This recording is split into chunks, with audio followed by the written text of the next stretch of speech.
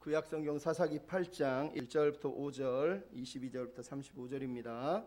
우리는 기드온이 영광을 탐하다라는 제목으로 말씀을 나누려고 합니다. 잠깐 기도하겠습니다.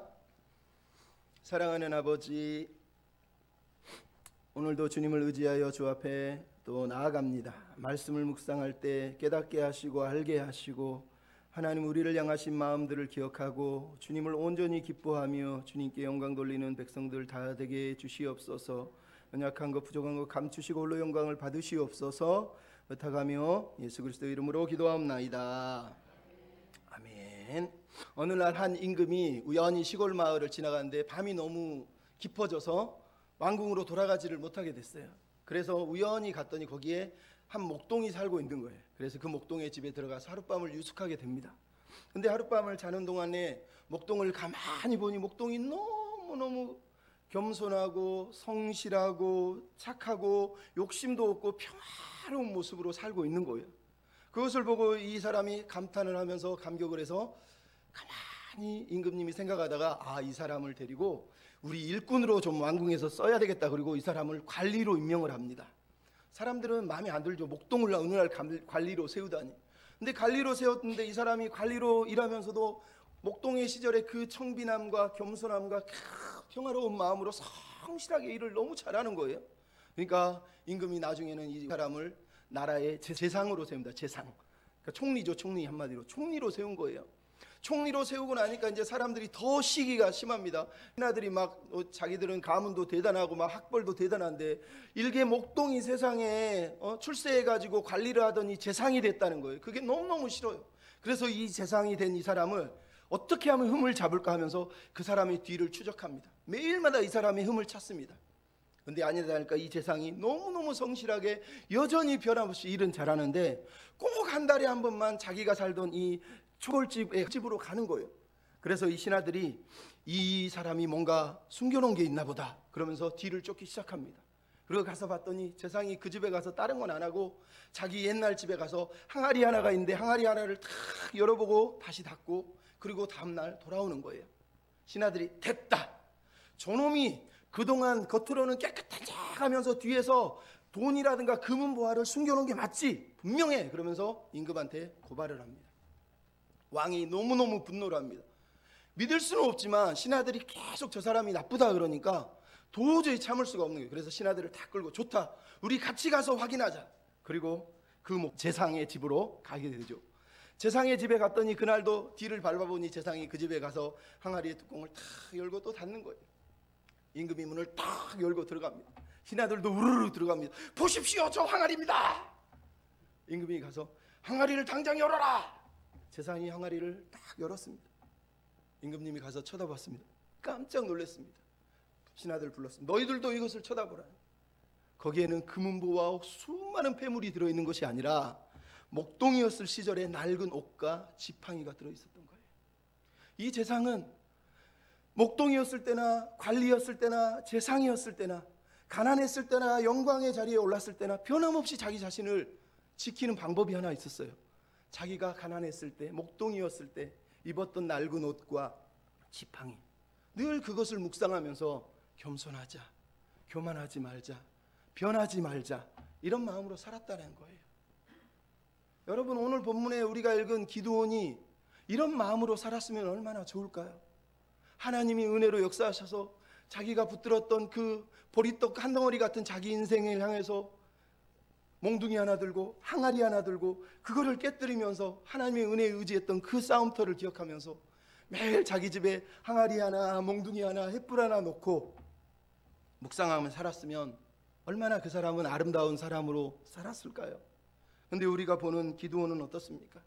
이 사람은 은혜를 잊어버린 사람. 8장을 우리가 읽으면서 느끼는 건 기드온은 은혜가 무엇인지를 모르는 사람이에요. 너무 안타까운 거예요. 여러분, 기드온을 누가 무너뜨렸습니까? 사탄이 무너뜨렸습니까? 사탄이 막 뿔 달린 사탄이 와가지고 야 욕심부려, 야 욕심부려, 네 거야 이랬습니까? 아니요. 기드온을 무너뜨린 건 기드온 자신인 거예요. 자기 자신을 돌아보지 않고 자기 자신이 은혜 위에 서 있지 않았기 때문에 결국은 무너뜨린 거예요. 사탄은 아무 잘못한 게 없어요. 사실은 늘 말씀드리지만 사탄이 하는 게 아니에요. 우리가 하는 거예요. 우리가 우리의 욕심에 끌려서 우리가 우리의 영광을 취하려고 우리 자신을 돌아보지 않기 때문에 망하고 무너지는 거예요. 여러분, 기드온의 인생을 볼 때 너무 비참해요. 지난주에도 저번에도 얘기했잖아요. 하나님의 영광, 하나님의 이름을 그렇게 열심히 외치고 있지만 실제로 그가 하고 있는 건 하나님의 영광을 야금야금 도둑질하는 거예요. 여러분, 이 땅에 수많은 사람들이 하나님을 믿고 하나님의 이름을 얘기하고 하나님의 영광을 얘기하지만 실상 그 사람이 하는 일을 보면 자기를 자랑하기 너무 바빠요. 자기를 변장시키기 너무 바빠요. 그러면서 자기를 반대하는 사람들은 묵살하고, 실패하면 변명하고, 반대자들은 비난하고 쫓아내버리고, 그러면서 자기가 성공한 훈장, 자기를 드러낸 훈장들을 매일 닦으면서 자기를 드러내기를 기뻐하고 있는 모습. 여러분, 우리는 속일 수 있어도 하나님은 속일 수 없어요. 하나님은 그 마음을 다 아시거든요. 그래서 여러분, 교만이 무서운 거예요. 저번에도 말했잖아요. 교만이 뭐라고요? 고상한 마음이 짓는 탁월한 죄, 고상한 마음으로 짓는 탁월한 죄가 교만이라 그러는 거예요. 그래서 교만을 가르쳐 뭐라고 그래요? 가장 첫 번째 죄이자 가장 최후의 죄라는 거예요. 오스왈드 챔버스는 교만을 가르쳐 말하기를 영적인 삶에서 최악의 저주가 교만이다 라고 이렇게 말했다는 거예요. 여러분, 우리는 교만하지 않기를 늘 기도해야 됩니다. 사단이 제일 잘하는 게 뭔지 아세요? 비트는 거예요. 왜곡하는 거예요. 하나님이 주신 건데 이것을 하나님이 주신 것이라고 생각하지 않고 이게 내 것이라고 자꾸 생각을 비트는 거예요. 그래서 우리에게 주신 많은 선물들이 처음에는 하나님의 이름으로 하나님 감사합니다라고 시작했다가 나중에는 내가 했지, 내가 잘나서, 내 능력으로, 내가 얼마나 고생했는데, 내가 얼마나 언금했는데, 내가 얼마나 수고해서 이렇게 이룬 건데 라고 자기 것으로 변질시키는 게 사탄이 하는 거라는 거예요. 그래서 우리는 우리 자신을 돌아봐야 돼요. 여러분, 교회 다니지만 여전히 세상의 것을 부러워하면서 교회에서 예배하며 기도하면서 세상 것을 계속 추구하는 사람들이 있어요. 아직도 세상의 미련을 못 버린 사람들이에요. 여러분, 판화 화가 중에 일철수라고 하는 분이 땅콩이라고 하는 판화를 그렸어요. 판화에 글이 써 있는데 그 글에 이렇게 써 있습니다. 땅콩을 거두었다. 덜 익은 놈일수록 줄기를 놓지 않는다. 덜 된 놈, 덜 떨어진 놈. 여러분, 이게 기드온의 인생이고 하나님을 왜곡하는 타락한 신앙인의 모습이에요. 덜 된 놈, 덜 떨어진 놈. 꼭 덜 되고 덜 익고 덜 떨어진 놈은 뿌리를 계속 붙잡는다는 거예요. 세상의 뿌리, 욕심의 뿌리, 욕망의 뿌리를 놓지 않고 있다는 거예요. 여러분, 우리가 그런 덜 떨어진 놈, 덜 된 놈이 되어야 되겠습니까? 하나님이 기뻐하는 성숙한 삶을 살아야 되는 거예요. 그 사람한테 인사하시죠. 성숙한 사람이 되십시다. 덜 떨어진 사람이 되면 안 돼요. 덜 되면 안 되잖아요. 여러분, 오늘 본문에 나온 기드온의 이야기, 이 사사기 8장 기드온의 이야기는 뒤틀려진 영광이에요. 하나님의 영광을 뒤틀어 버린 거예요. 말 그대로 기드온이 덜 되고 덜 떨어져 가지고 하나님의 영광을 자기 것으로 취하려고 계속 욕심을 부리는 모습이 사사기 8장 전체에 등장하고 있단 말이에요. 지난주에도 설명을 잠깐 드렸지만 사사기 8장은 사사기 7장에 있던 미디안 전쟁 이야기가 계속 이어지고 있어요. 한 전쟁이에요. 사실은 7장에서 끝났어야 할 전쟁이 8장까지 계속 이어지고 있는 거예요. 근데 주제는 똑같아요. 뭐? 하나는 자기를 자랑하는 것에 대한 것, 하나는 숫자에 대한 것, 그리고 또 하나는 영광에 대한 것. 이 세 가지 주제가 8장에서도 7장처럼 똑같이 반복하고 있다는 거예요. 우리가 지난주에 설명했다, 지난번에. 기드온과 300용사는 헌신된 뜨거운 용사를 얘기하는 게 아니라 하나님이 수가 많은 걸 원치 않는다, 많아지는 걸 원치 않는다, 숫자를 줄여라, 차라리 힘이 없고 연약하고 실패하는 사람들을 통해서 하나님은 일하고 싶으시단다, 그것을 가르쳐 주는 거란 말이에요. 그러니까 우리가 이런 본문을 읽으면서 지난번에 말했지만 예수님이 뭐라 그러면 가서 제자를 삼으라고 그랬어요. 근데 우리는 뭐예요? 제자를 끌어모으는 게 혈안이 된 사람들이에요. 하나님은 그걸 기뻐하지 않아요. 우리는 제자를 모으는 사람이 아니라요, 제자를 세우고 만들어서 가서 지키도록 하는 게 교회가 할 일이라는 거예요. 기드온의 이야기도 그거예요. 하나님은 숫자가 많은 사람 원하는 게 아니라 적더라도 하나님만 의지하는 믿음의 사람, 하나님밖에 없는 사람, 그 사람이 되기를 원하는데. 근데 여러분, 8장의 이야기를 우리가 읽었지만 이 8장 전체의 내용을 여러분 집에 가서 읽어보십시오. 놀라운 내용이 나와요. 뭐? 여호와 하나님에 대한 이야기가, 여호와 하나님이 말씀하시는 얘기가 하나도 없어요. 우리는 사사기 7장에서 여호와께서 이르시되 계속 말씀하시는 하나님이 있어요. 근데 8장에 넘어오면 하나님이 말씀하신다는 내용이 단 한마디도 나오지 않습니다. 하나님은 아무 말씀도 하지 않습니다. 또 하나, 하나님이 기대했던 숫자를 줄여라, 겸손해라, 교만하지 말아라고 한 강조가 8장에는 싹 사라져 있어요. 그리고 인간들이 자기를 자랑하는 이야기가 계속 등장하고 있어요. 마지막으로 7장에는 하나님의 영광을 위하여 살라는 하나님의 마음이 담겨 있다면 8장에는 하나님의 영광이란 이름도 단어도 사실은 하나도 없다는 거예요. 여호와의 전쟁, 즉 하나님의 이름으로 하나님의 나라를 위해 시작된 7장의 전쟁이 8장에 와서는 인간의 전쟁, 인간만 남은 전쟁이 됐다는 거예요. 7장은 하나님이 주도하고 하나님이 은혜를 베풀고 하나님이 영광 받으시는 이야기라면 8장은 인간이 주도하고 인간이 은혜, 호의를 베풀고 인간이 영광을 받는 이야기로 변질됐다는 거예요. 똑같은 전쟁 속에 한 전쟁은 하나님을 위한 전쟁이라면 8장의 전쟁은 인간들의 전쟁이라고 우리에게 들려주고 있는 거예요. 슬프지 않습니까? 우리가 7장에서 보면 8장 23절에 기동들이 우리를 다스려 주세요 그랬던 기도원이 뭐라 그럽니다. 아니다, 우리는 너희를 다스리지 않겠다. 여호와께서 너희를 다스리실 거야. 이 말만 들으면 기도원이 너무너무 놀라운 신앙 고백을 한 것 같아요. 그죠? 근데 그 진리가, 그 본심이 가짜라는 게 본문에 드러나잖아요. 뿐만 아니라 8장 34절 35절 마지막 절 사사기 저자가 평가한 내용을 보면 기드온과 이스라엘이 하나님의 은혜를 잊어버렸다라고 평가를 하고 있는 거예요. 그럼 기드온의 실패 이유, 이스라엘의 실패 이유가 뭐라고요? 이미 사사기 6장 8절 9절 10절에 나온 얘기를 사사기 저자는 8장 마지막에 또 하는 거예요. 뭐요? 하나님이 너희를 건져서 너희를 압제해서 구원해서 너희를 가나안 땅에 심고 너희를 구원해 줬는데 너희가 그것을 잊어버렸다는 거예요. 사사기 6장에 시작할 때 하나님 그래서 처음 시작한 게 뭐예요? 너희가 은혜를 잊어버린 게 속이 상하고 마음이 아프다 그런 거예요. 근데 8장 마지막에 뭐라고요? 너희가 기드온이 이스라엘 자손이 하나님의 은혜를 잊어버렸다는 거예요. 여러분, 누가 하나님의 영광을 가립니까? 하나님의 은혜를 잊어버리는 사람, 하나님의 은혜를 헛되이 받는 사람이 그런 거예요. 여러분, 고린도후서 6장에 보면 사도 바울이 이렇게 합니다. 우리는 하나님과 함께 일하는 자로서 너희를 권하노니 하나님의 은혜를 헛되이 받지 마라. 하나님의 은혜를 헛되이 받지 마라는 거예요. 이게 무슨 말인지 아세요? 사도 바울이 고린도 교회를 담당하던 당시에 거짓 선지자들이 나타났어요. 우리는 예루살렘에서 추천서를 가져왔다. 우리는 사람들이 인정해 주는 사람이다. 근데 사도 바울은 추천서가 없지 않느냐. 우리는 기도할 때 능력이 나타나고 기적이 나타나고 하늘에서 불이 떨어지고 병자가 살아난다. 근데 사도 바울은 기도할 때 능력이 나타나냐? 사도 바울은 눈도 멀어가지고 힘이라고 힘도 없지 않느냐? 그러면서 사도 바울을 비난한 거예요. 그랬더니 사도 바울이 뭐라 그럽니까? 고린도후서 5장 12절에 보면 내가 내 이야기를 하는 이유는 너희로 자기를 자랑하는 삶을 부러워하지 않게 하려 함이라는 거예요. 그러면서 뭐라 그럽니까? 우리 중에 예수 그리스도를 믿는 자는 그 누구도 외모로 사람을 판단하는 일이 있어서는 안 된다. 우리는 모두 예수 그리스도의 새로운 피조물이다. 이렇게 말을 하면서 6장 이야기를 시작하는 거예요. 그러면서 하는 말이 은혜를 헛되이 받지 말라는 거예요. 그리고 안 읽지만 6장 3절 4절부터 10절까지 쭉 나오는 내용이 뭐죠? 우리가 지금도 고난당하고 매맞고 고통당하는 이유는 내가 거짓 없는 믿음과 거짓 없는 사랑과 진리를 향한 사모함과 의의 무기가 되어서 하나님의 나라를 위하여서 오늘도 싸우고 있는 거다. 그래서 가난해 보이나 부유하고 미련해 보이나 하나님의 은혜로 유명한 자가 되어 있는 것이다. 그러면서 자기 이야기를 알려주는 이야기가 나오는 거예요. 그러면서 하는 말이 뭐라고요? 은혜를 헛되이 받지 말라는 거예요. 누가 은혜를 헛되이 받았다는 거예요? 고린도 교인들이 어디 교회 나왔대, 어디 대학교 나왔대 추천서 가지고 오는 목사들을 막 박수 쳤다는 거예요.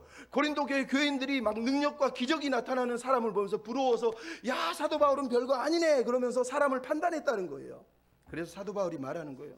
그거 하나님 보시기에 기뻐하는 삶이 아니라는 거예요. 여러분, 무슨 얘기인지 알겠습니까? 그건 저급한 거예요. 그건 속물 인생이에요. 속물. 사단이 뭐라고요? 광명의 천사가 될 수 있다는 것을 사도 바울이 고린도후서 11장에 하는 말이에요. 사단이 광명의 천사로 꾸며가지고 마치 거룩한 천사인 것처럼 성도를 지금 유혹하고 있는 거예요. 그게 거짓 선지자, 거짓 목사들이라는 거예요. 그들이 했던 짓이 나는 좋은 대학교 나왔어, 나는 능력이 나타나, 기적이 나타나, 나는 꿈을 꿔, 환상을 봐 이러면서 사도 바울을 비웃었던 자들을 향해서 사도 바울이 했던 말이에요. 여러분, 은혜를 헛되이 받는 삶, 그게 바로 헛된 신앙이 돼버리는 거예요. 껍데기 신앙, 엉터리 신앙이라니까요. 여러분, 우리는 거룩하고 경건하고 하나님 보시기에 품위 있는 신앙 생활을 해야 되지 않겠습니까? 2016년에 버락 오바마의 아내였던 미셸 오바마가 민주당 전당대회에서 저기 트럼프를 보고 연설을 하면서 유명한 말을 하나 남겼어요. 뭐라고 그랬냐? And they go low, we go high 이렇게 얘기했습니다. 무슨 얘기냐? 저들이 저급하게 행동해도 우리는 품위 있게 행동하자라는 뜻이에요. 여러분, 이게 오늘 본문을 통해서 우리가 들고 우리가 묵상해야 될 얘기. 기드온은 저급하게 살았지만 우리는 품위 있게 살아야 된다. 기드온은 고로 아주 저급한 인생을 향해서 뛰어갔지만 우리는 고 하이, 하나님 보시기에 좀 품위 있고 좀 괜찮은 삶을 살아야 되지 않겠느냐. 저는 이런 말을 나누고 싶습니다. 여러분, 그러기 위해서 우리에게 필요한 게 있어요. 우리가 버려야 될 거, 기회주의적인 자세를 버리라는 거예요. 기회주의적인 자세, 이게 껍데기 신앙이에요. 그럼 우리가 붙들어야 할 게 뭐예요? 따라합시다. 하나님 앞에, 사람 앞에 늘 겸손합시다. 하나님과 사람 앞에 늘 겸손해야 된다는 거예요. 여러분, 오늘 보면 1절로 3절의 내용을 보십시오. 이 이야기 속에 누가 나타납니까? 에브라임이라고 하는 지파가 와서 기드온과 싸우는 이야기가 등장하고 있어요. 여러분, 7장까지는 하나님의 전쟁이라 사람들이 싸울 이유가 없어서, 서로 싸울 이유가, 적들끼리만 싸웠어요. 근데 8장에 등장하니까 무슨 일이 벌었어요? 8장은 기드온이 스스로 일으킨 전쟁이에요. 하나님이 일으킨 전쟁이 아니라 기드온이 자기 열정에 충만해가지고 자기 스스로 일으킨 전쟁이란 말이에요.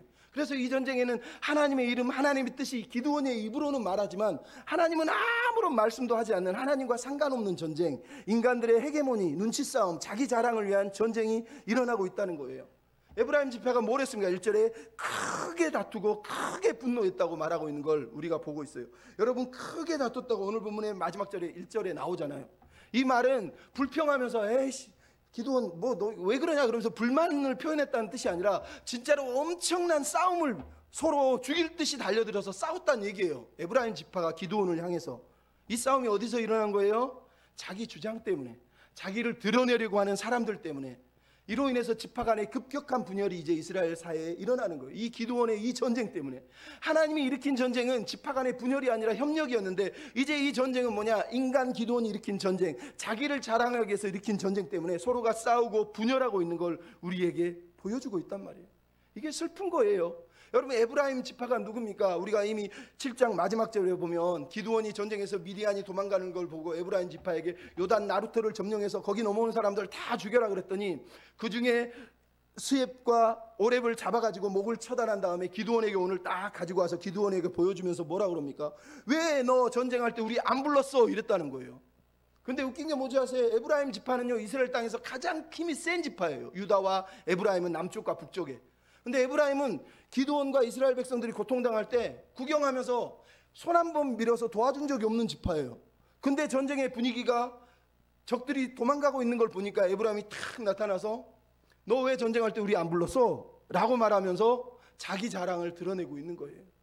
자기 자랑을, 기회주의자의 모습을 보여주고 있단 말이에요.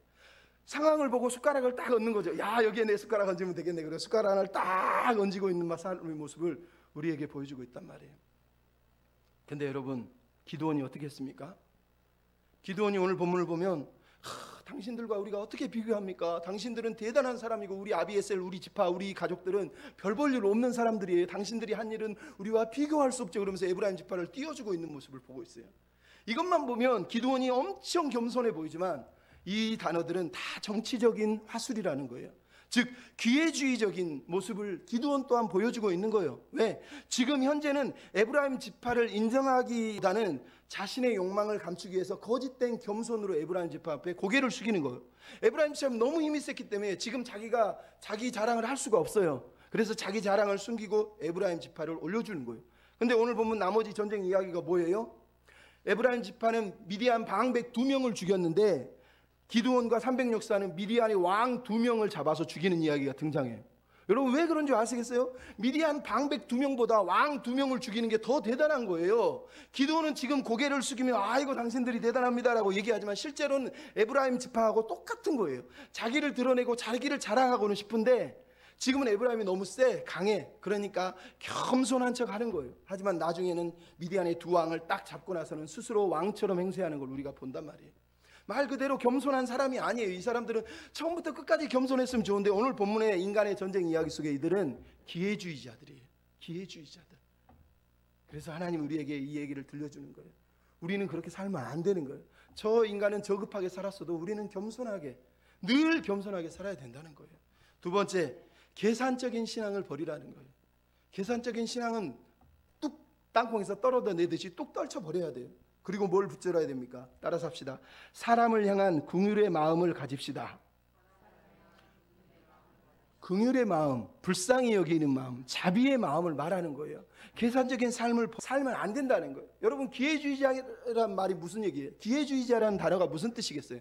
늘 계산한다, 계산기를 두드려 본다는 거예요. 다 계산해 보고 나서 결정하는 걸 말하는 거예요. 여러분, 오늘 본문 속에 나오는 이야기가 바로 그런 이야기예요. 이 계산적인 사람들의 삶에는 긍휼의 마음, 불쌍히 여기는 마음이 없단 말이에요. 그럼 한번 살펴봅시다.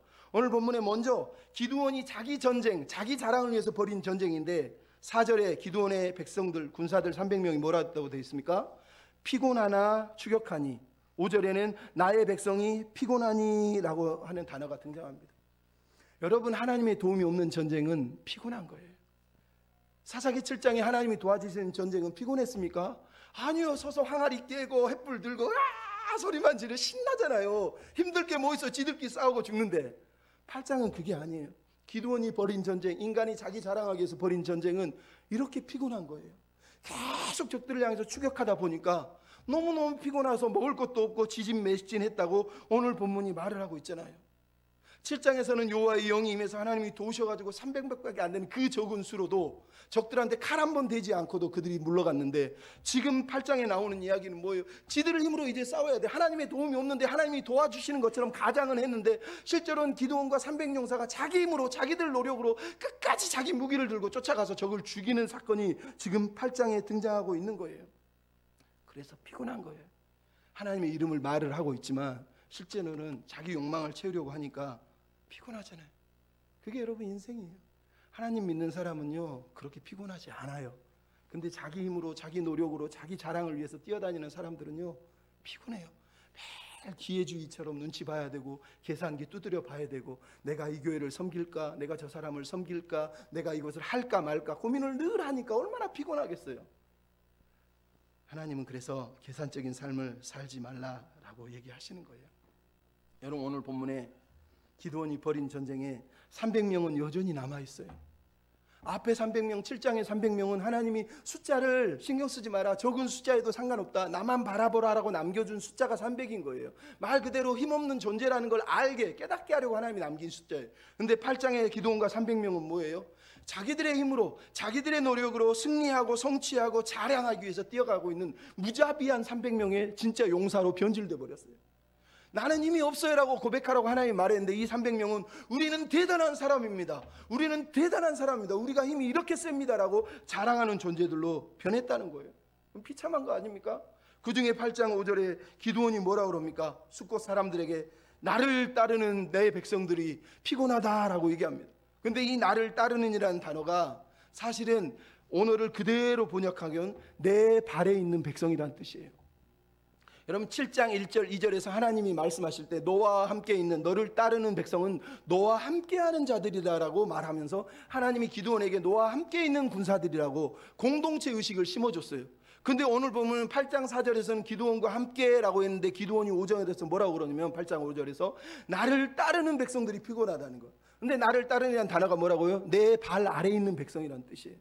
하나님은 동등하게 서로 협력하는 존재로 만드셨다고 얘기했는데 8장에 와서 기드온은 자기 300명의 용사를 내 발 밑에 있는, 나에게 무조건 복종해야 되는 나의 노예들이다라고 지금 말을 하고 있는 걸 보고 있는 거예요.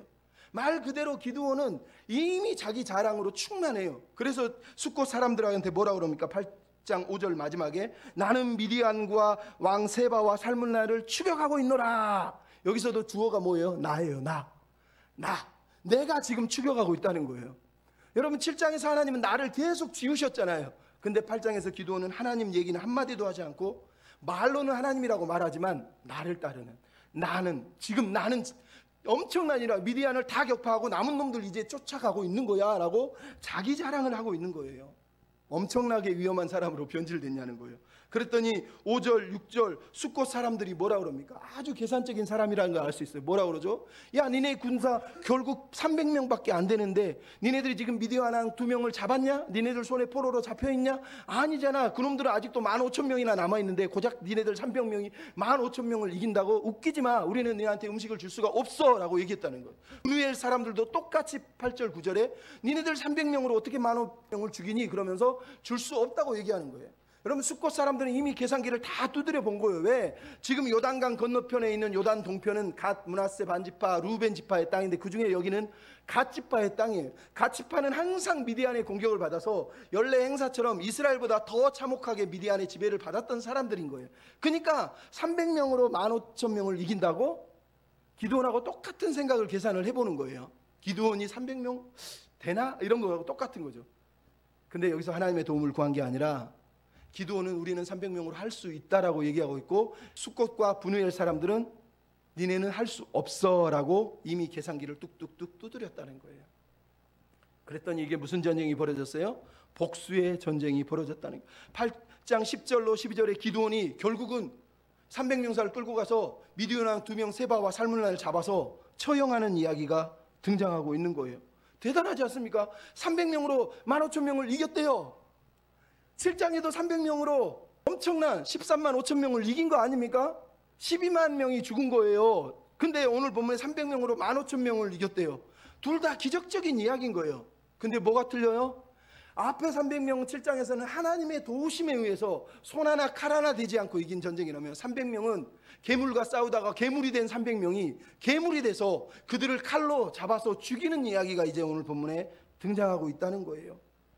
7장은 하나님의 꿈에 의해서 일어난 하나님의 전쟁이면, 8장은 기드온의 열정과 기드온의 꿈과 기드온의 카리스마에 300명이 붙잡혀가 노예가 돼가지고 그 카리스마에 감동해가지고 따라가서 승리한 전쟁 이야기라는 걸 우리에게 들려주는 거예요. 이거는 인간의 전쟁이라는 얘기를 그냥 우리한테 하는 거예요. 근데 그 중에서 재밌는 거 뭐예요?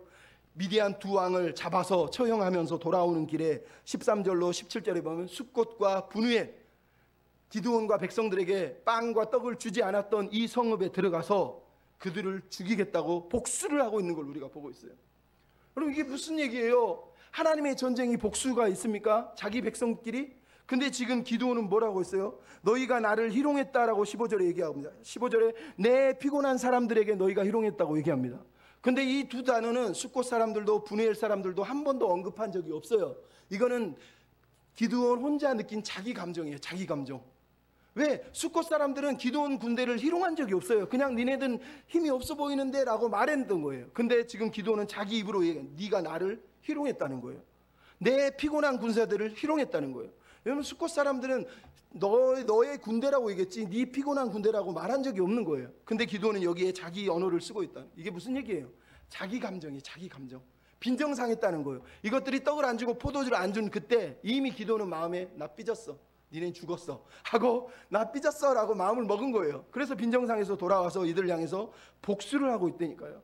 그 중에 16절에 보면 그들을 징벌했다라고 돼 있는데, 이 단어가 옛날 다른 번역 성경에는 가르쳤다라는 뜻이에요. 무슨 얘기냐?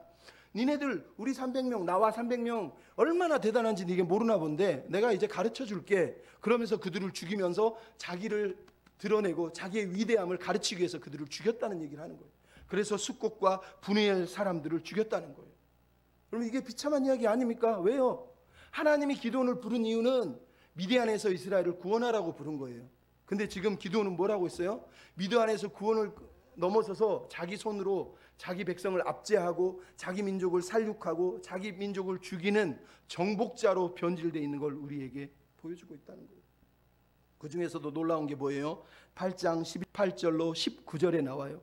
두 임금을 잡아서 얘기합니다. 기드온이 너 다볼산에서 죽인 자들이 누군지 아느냐? 어떤 사람들이지 아느냐? 이렇게 물어봅니다.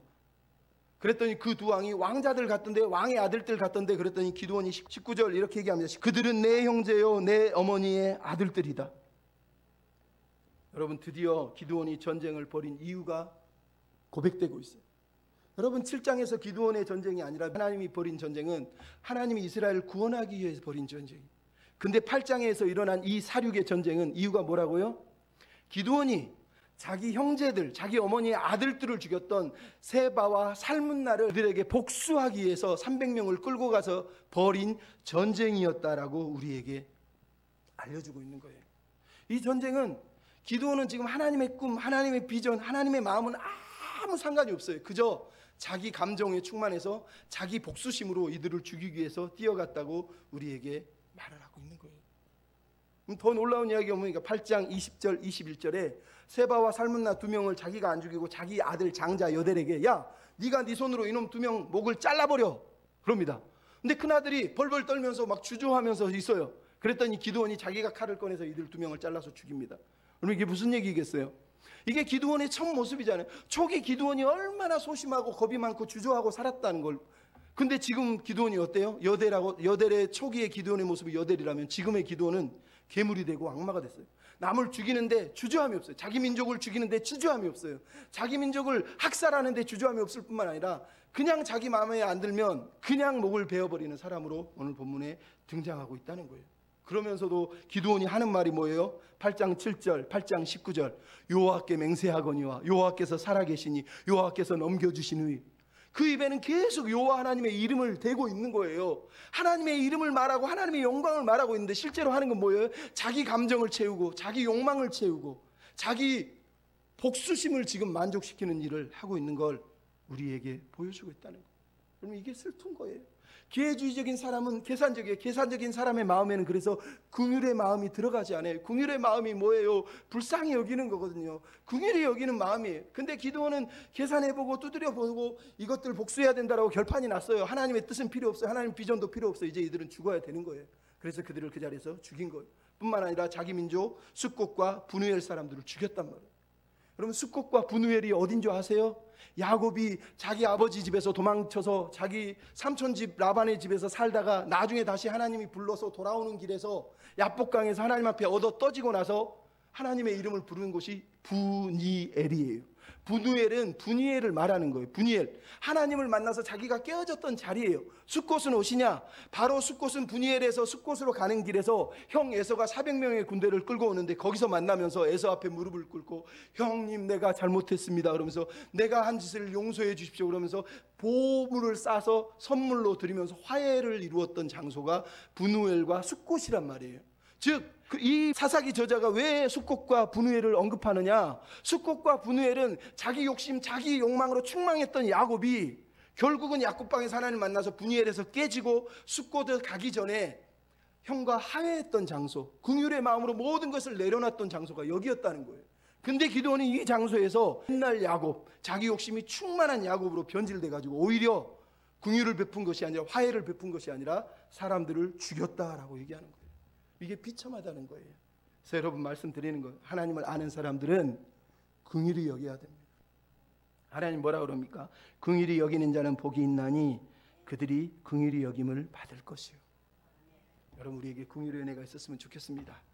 길어졌지만 마지막으로 탐욕을 내려놓아야 됩니다. 탐욕을 내려놓는다는 말이 무슨 얘기냐? 따라서 합시다. 범사의 은혜를 기억하며 감사하며 삽시다. 여러분 이게 중요한 거예요. 여러분 기드온이 아무리 여호와의 이름을 언급해도 우리가 봤지만 7절에 여호와 하나님이 너희를 넘기셨다, 19절에 여호와 하나님께 맹세하거든 오늘 여호와 하나님이 너희를 다스릴 것이다 라고 이렇게 말을 하고 있지만 3절에 그는 하나님을 신뢰하고 믿는 사람이 아니에요. 여러분 신앙은 그래서 말로 하는 게 아니라 뭘로 한다고요? 삶으로 하는 거예요. 아무리 하나님의 영광, 하나님의 이름을 얘기해도 내 삶이 내가 하나님을 위해 사는지 안 사는지 남들이 보면 다 알아요. 겉으로 그런 척 하나님의 이름 얘기하고 하나님의 영광 얘기하지만 그거 다 보인다니까요. 다 보여요. 7장에서는 오직 하나님만이 사사고 도움이시고 왕이시고 구원자였는데 8장에서는 오직 기드온만이 사사고 왕이고 구원자라고 자기 이름을 자랑하고 있는 내용이 오늘 본문에 등장하잖아요. 자기 감정, 자기 분노, 자기 욕망만 남아있는 거예요. 기드온이 8장 21절에 했던 게 뭐예요? 전쟁에서 취하자마자 두 왕을 죽이고 제일 먼저 한 게 그들의 낙타목에서 초승달 장식을 떼어냈다는 거예요. 이게 뭔 얘기냐? 초승달 장식은 왕들에게 왕이라는 증표로 붙여져 있는 것들을 말하는 거예요. 근데 기드온이 그들을 죽이고 나서 제일 먼저 눈에 들어온 게 바로 이 초승달 장식이었다는 거예요. 무슨 얘기예요? 자기도 왕이 되고 싶었다는 얘기를 하고 있는 거예요. 그리고 나서 두 번째 한 게 뭐예요? 22절로 28절에 백성들이 우리를 다스려 주세요 라고 얘기합니다. 그때 했던 말이 뭐예요? 당신이 우리를 미디안에서 구원했으니 당신과 당신의 아들과 당신 손자가 우리를 다스려 달라는 거예요. 여러분 이게 무서운 거예요. 사람의 신이 되면 사람을 신격화하면 세습은 당연해지는 일이 벌어지는 거예요. 당신도 당신의 아들도 당신의 손자도 우리를 다스려 달라. 우리는 괜찮다. 그럼 이게 무슨 말이에요? 하나님은 필요 없습니다. 이제 당신이 우리를 다스려 주세요라고 말하는 거예요. 그런데 기드온이 멋지게 얘기했죠. 23절에 우리는 안 다스릴 거야. 하나님이 다스릴 거야. 근데 여러분 멋진 게 아니에요. 여기에 심각한 오류가 하나 있죠. 뭐예요? 백성들이 했던 말은 이거였어요. 당신이 우리를 구원하셨으니. 여러분 뭐가 문제인 줄 아시죠? 기드온은 여기서 맨 먼저 했던 말이 그거여야 돼요. 백성들의 마음 생각을 바꿔줬어야 돼요. 뭐라고요? 하나님이 우리를 구원하신 거지 내가 한 게 아닙니다 라고 했어야 된다는 거예요. 근데 지금 기도는 한마디도 하나님에 대한 언급은, 하나님이 했다는 언급은 한마디도 하지 않고, 아니요, 우리는 안 다스릴 거야, 하나님이 다스릴 거야 라고 말을 하고 있다는 거예요. 참 교묘한 거예요. 그래서 이게 고상한 마음으로 짓는 탁월한 죄라고 말하는 거예요. 왜요? 바로 이어서 기드온이 뭐라 그럽니까? 한 가지 내가 요청할 게 있는데 너희들이 가지고 있는 금 귀고리를 나한테 바쳤으면 좋겠어. 금 귀고리. 그래서 거둔 게 뭐라고요? 1700세겔, 20kg래요. 20kg. 고대 군동에 그 당시 20kg면 오늘날 돈으로 따져도 몇십억이 넘는데요. 이 20kg 금 귀고리는 왕의 금고에나 들어갈 양이에요. 지금 기도는 우리는 다스리지 않을 거야 라고 말해놓고 지금 뭐라는 거예요? 백성들에게 순종을 요구하고 있는 거예요. 복종을 요구하고 있는 거예요. 너희들이 가지고 있는 거 나한테 바쳐라고 말하는 거예요. 겉으로는 하나님이 다스린다고 말해놓고 지금 자기는 지금 대놓고 하는 게 뭐예요? 공식적으로 왕은 아니지만 나는 왕처럼 대접받고 싶으니까 너희들이 가지고 있는 거 다 가져와 라고 말하고 있는 거예요. 그래서 거둔 게 1700세겔이라는 거예요. 얼마나 놀라운 얘기를 들려주고 있는 겁니까? 자기는 왕으로 다스리지는 않겠지만 왕처럼은 살고 싶다고 지금 대놓고 말을 하는 거예요. 근데 더 무서운 게 뭐예요? 그걸로 금 에봇을 만들었다라고 27절에 말하는 거예요. 금의 에봇을 만들어서 자기 성읍, 아버지의 성읍인 오브라의 자기 성읍에 그 에봇을 갖다 놨더니 백성들이 거기 와서 에봇을 보고 음란히 행하며 올무가 됐다라고 말하고 있는 거예요. 이 단어는 우리가 알지만 우상 숭배를 했다는 것을 얘기하는 거예요. 여러분 이게 왜 중요한지 아세요? 에봇이 뭔지 아시죠? 에봇은요, 성경에서는 대제사장만 입어요. 하나님과 가장 가깝다는 증표예요. 고대 근동에도 금으로 만든 옷을 입었어요. 신들이 입고 신을 섬기는 왕들이나 제사장들이 입었어요. 이유가 뭐라고요? 신의 임재에 가장 접근하기 쉽게 하기 위한, 확보하기 위한 도구였다는 거예요. 이것을 입는 사람은 신과 가깝다라는 것을 드러내는 거예요. 왜 에봇을 기드온이 만들었을까요? 사람들이 볼 때 기드온은 300명으로 엄청난 일을 했기 때문에 기드온을 올려주고 있어요. 기드온 또한 자기는 아무 의미 없는 줄 알았는데 전쟁의 결과를 놓고 보니 자기가 엄청난 일을 한 거예요. 근데 그 과정을 가만히 돌아보니 뭐가 있어요? 자기가 하나님의 천사를 만났네. 자기가 하늘에서 하나님이 불을 내린 걸 봤네. 자기가 바알 제단을 무너뜨렸는데도 죽지 않고 살아난 걸 봤네. 하나님의 성령이 하늘에서 임해서 자기에게 임한 걸 봤네. 양털 기도를 했더니 응답해 주는 걸 경험을 했어요. 거기다가 꿈꾸는 얘기를 듣고 꿈 해몽을 통해서 자기한테 하나님이 용기를 주신 걸 봤어요. 거기다가 항아리만 깨뜨렸는데 적들이 싸우고 무너지는 걸 봤어요. 기드온이 지금 뭘 느껴요? 아, 내가 신과 가깝구나. 나는 하나님을, 신을 경험했구나. 신을 경험했다라는 걸 지금 느끼는 거예요. 그래서 에봇을 만드는 거예요. 기드온의 본심이 뭐예요? 나를 통하라는 거예요. 이제는 너희가 더 이상 하나님의 집에 갈 필요가 없다. 나한테 와서, 우리 성읍 오브라에 와서, 오브라에서 이 에봇 앞에서 하나님의 뜻을 물어보고 싶으면 나에게 오라는 거예요. 나에게. 이게 바로 우상 숭배라는 거예요. 이게 바로 인간이 가지고 있는 무서움이라는 거예요. 이제 기드온의 고향인 오브라가 뭐가 되는 거예요? 우리식으로 말하면 기드온이 불받았던 자리, 거기 가서 기도하고, 기드온이 하나님의 천사를 만났던 바위에서 기도하고, 기드온이 양털 시험했던 곳에 가서 기도하고, 기드온이 항아리 깨뜨리는 곳에 가서 기도하고, 기드온이 살았던 모든 것이 기드온의 성지가 된 거예요. 성지. 비참하지 않습니까? 여러분, 우리 근처에 교회에 어떤 목사님들은 교회 안에다 등신대라고 그래서 이렇게 사람 모양을 새겨놓고 성도들 보고 거기 와서 같이 사진 찍고, 여기서 사진 찍고 자기를 자랑하라고 얘기하는 사람들도 있어요. 기드온이 하는 일이 그거예요. 그거. 자기 마을을 신성화시키고 자기를 신성시해서 자기가 왕이 되고 신이 돼버린 사건이 오늘 본문 속에 등장하고 있는 거예요. 말로는 하나님의 이름을 위하여, 하나님의 영광을 위하여 엄청나게 떠들었지만 실제로 기드온이 하고 있는 건 뭐예요? 백성들을 다 이 에봇 앞에 우상 숭배하도록 만들었다는 거예요. 이게 슬픈 거예요. 여러분, 기드온이 이야기해. 기드온은요, 처음에 모세처럼 나는 힘이 없어요, 말도 못해요, 재주도 없어요 그러면서 모세가 했던 것처럼 기드온이 그렇게 했어요. 근데 오늘 보면 마지막 이야기는 뭐예요? 기드온이 모세가 아니라 아론이 됐어요. 출애굽기 23장에 보면 아론이 백성들을 보고, 백성들이 들어가니까 금귀고리 다 가져와. 금귀고리 가져오니까 그걸로 뭐래요? 송아지를 만들어서 이게 너희의 신이야 이랬단 말이에요. 지금 기드온이 그러고 있는 거예요. 타락한 아론이 돼가지고, 타락한 제사장이 돼가지고. 이 사람은 제사장이 되면 안 되는 신분인데 스스로 왕이 되고 제사장 옷을 입고 제사장이 돼서 백성들로부터 자기를 섬기라고, 하나님이 아니에요 사실은, 자기를 섬기라고 말하고 있는 걸 보는 거예요. 스스로 왕이 된 거예요. 얼마나 비참하죠. 그 중에 여러분 더 중요한 게 뭐예요? 이 사람이 스스로 왕처럼 살았다는 거예요. 여러분 마지막 29절로 32절에 보십시오. 여룻바벨이 집으로 돌아갔어요. 거기서 뭘 했다고요? 아내가 많다, 아들이 70명이다, 세겜에 있는 가나안 여자랑 결혼을 해서 첩도 생겼다, 첩에게 낳은 아들이 아비멜렉이다, 그 아버지 묘실에 장사됐다. 여러분 이 단어들이 뭘 가르친 줄 아세요? 한 사람이 아내를 얼마나 많이 누렸으면 70명이 있었대요. 고대 근동에 70명의 아들을 낳을 수 있는 방법이 뭐예요? 왕들만 그렇게 살았어요. 왕들만. 기도는 나는 왕이 아니에요 라고 말했지만 실제로 왕처럼 사는 거예요. 뿐만 아니라 뭘 했다고요? 첩의 아들의 이름을 아비멜렉이라고 지었다는 거예요. 아비멜렉의 뜻이 뭔지 아시죠? 나의 아버지는 왕이다. 이게 아비멜렉의 뜻이에요. 기도는 자기가 왕이라고 믿고 있어요. 나는 왕인데 공식적인 직함만 없는 거예요. 마지막으로 뭐 했다고요? 아버지의 묘실에 장사되었다. 한 개인이 죽을 때 아버지의 묘실에 장사됐다는 이런 단어를 쓰지 않아요. 보통 이런 단어 어디 누가 쓰느냐? 왕들이 죽을 때 쓰는 거예요. 기드온은 철저하게 왕으로 살고 왕으로 죽었다고 얘기하고 있는 거예요. 얼마나 비참합니까? 그래서 기드온의 사울을 가르쳐서 33절, 34절, 35절 뭐라고 다 얘기하는 거예요. 기드온이 이스라엘 백성들을 바알 숭배자들로 바꿔서 다 바알을 섬기는 우상 숭배자들로 변질시켜 버렸다는 거예요.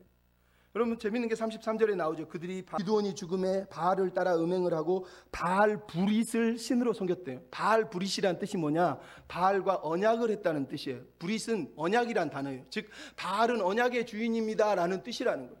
여러분 하나님이 이스라엘 구원한 이는 내가 여호와다, 언약의 하나님이다, 나만 섬겨라라고 얘기했는데 기드온은 죽으면서 나비 효과를 냈는데 무슨 일이 벌어졌냐? 모든 이스라엘 사람이 바알을 언약의 주로, 나는 바알과 언약을 했어요, 바알만 나의 신으로 섬깁니다라고 결정을 하고 바알을 섬기며 그렇게 살다가 죽였다고 얘기하는 거예요. 여러분 이게 비참한 거예요. 기드온은 하나님의 영광을 얘기하고 하나님의 이름을 얘기했지만 결국은 자기가 왕이 되고 결국은 자기 영광을 취하고 결국은 사람들을 다 우상 숭배자로 만들고 죽었다라고 우리한테 들려주고 있는 거예요. 여러분 오늘 본문을 통해서 우리가 생각해 봐야 돼요. 정말 우리는 하나님의 이름을 위해 살고 있습니까? 정말 우리는 하나님의 영광을 위해 살고 있습니다. 말은 열심히 하나님 도와주세요, 하나님 위해 살겠습니다 하지만 실제로 뛰어다니는 건 내 힘, 내 자랑, 내 영광, 나를 드러내기 위해서 하나님의 이름을 교묘히 이용하고 하나님의 이름을 교묘히 사용해서 자기를 드러내는 그런 삶을 살고 있지 않냐는 거예요. 그럼 그래서 오늘 본문 마지막 절에 처음 시작할 때도 얘기했지만 기드온과 이스라엘의 실패는 딱 하나였어. 원인에 대한 답이 뭐라고요? 하나님의 은혜를 잊어버렸다는 거. 하나님이 건져주신 은혜, 하나님이 베푸신 은혜를 이스라엘 자손도 잊었고 기드온도 잊었다는 거예요. 그래서 하나님의 집, 여기서 그의 집은 하나님의 집이에요. 실로에 하나님의 집이 있는데 거기 가서 하나님을 예배해야 될 사람들이 기드온의 집에서 에봇을 보고 예배하는 우상 숭배자들이 됐다라고 우리에게 들려주고 있는 거예요. 그러므로 여러분 은혜를 헛되이 받지 말아야 됩니다. 기드온은 저급하게 살았지만 우리는 좀 더 품위 있게 살아야 됩니다. 어떻게? 늘 하나님 앞에 겸손해야 돼요. 늘 하나님 앞에 겸손해야 돼요. 그리고 늘 사람을 향해서 긍휼의 마음을 가져야 돼요. 그리고 마지막으로 교만을 내려놓고 항상 범사에 감사를 하면, 항상 은혜를 찾으면 하나님이 기뻐하는 삶을 살 수 있어요. 은혜는 내가 이렇게 가만히 있으면 눈에 보이는 게 아니에요. 우리가 아까 처음에도 찬양했고 오늘도 찬양할 거지만 은혜는 뭐라고요? 내가 찾아야 돼요. 내가 쳐다봐야 돼요. 그러면 은혜예요. 내가 묵상해 봐야 돼요. 내가 성경을 읽어봐야 돼요. 그러면 은혜가 거기 있다니까요. 그 은혜를 찾고 그 은혜를 드리고 그 은혜를 누리는 사람, 그 사람이 우리가 돼야 되는 거예요.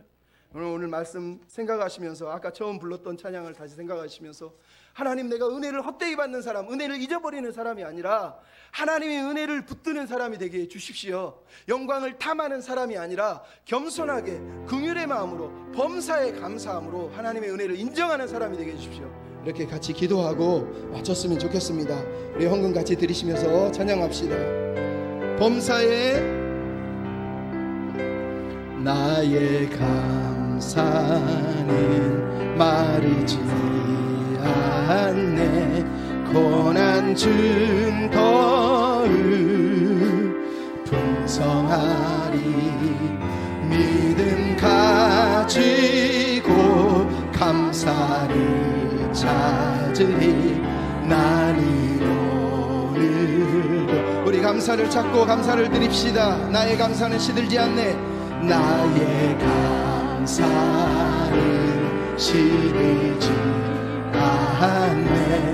고난 증거를 피어나리. 믿음